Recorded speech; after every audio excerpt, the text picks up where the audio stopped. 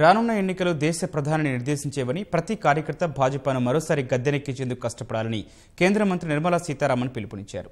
Hyderabad Nampally exhibition మైదానంలో జరిగిన Bhajapa Secunderabad, Hyderabad parliament నియోజకవర్గాల విస్తృత స్థాయి సమావేశంలో ఆమె పాల్గొన్నారు.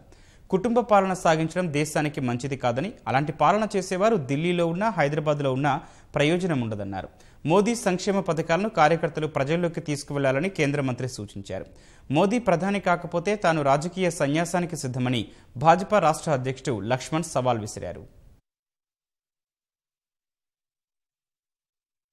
నా కూతురు, నా కొడుకు, నా తండ్రి, నా బిడ్డ, నా ఇంకోడు ఈ రకంగా రాజనీతి చేస్తే, పొలిటిక్స్ చేస్తే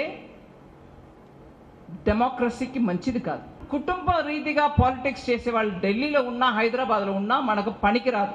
భారతదేశం ఇంకా ముందుకు రావడానికి ఆస్కారం లేదు అనేటువంటి ఒక పరిస్థితిలో 2014లో మోదీజీ గవర్నమెంట్ ఫామ్ చేశారు.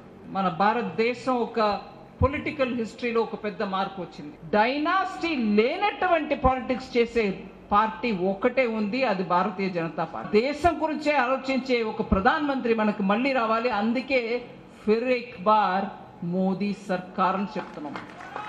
23 మేకి కేంద్ర ప్రభుత్వం మనది, మోదీ గారు మన ప్రధానమంత్రి కావాలి. ఇవాళ నరేంద్ర మోడీ వచ్చిన తర్వాత ఉగ్రవాదాన్ని, తీవ్రవాదాన్ని, మత కలహాల పేరు మీద జరిగేటువంటి రాజకీయ జగడను ఉక్కు పాదంతో అంచివేయడం వల్ల ఇవాళ ఓవైసీ లాంటి నాయకులు కూడా ఏ రకంగా పిల్లిలా మారిపోయినారో ఒక్కసారి గమనించాల్సిన అవసరం. మోదీతో సరితూగలేము పార్లమెంట్ తో ఎన్నికలు జరిగితే.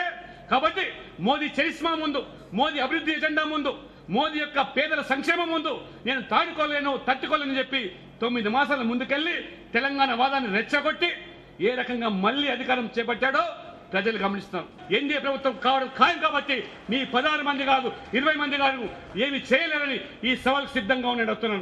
ఒకవేళ కనుక ప్రధానమంత్రిగా నరేంద్ర మోడీ కాకపోతే నేను రాజకీయాలు వీడడానికి సిద్ధంగా ఉన్నాను. కేటీఆర్ గారు మీరు సిద్ధంగా ఉన్నారని ప్రశ్నిస్తా ఉన్నాను.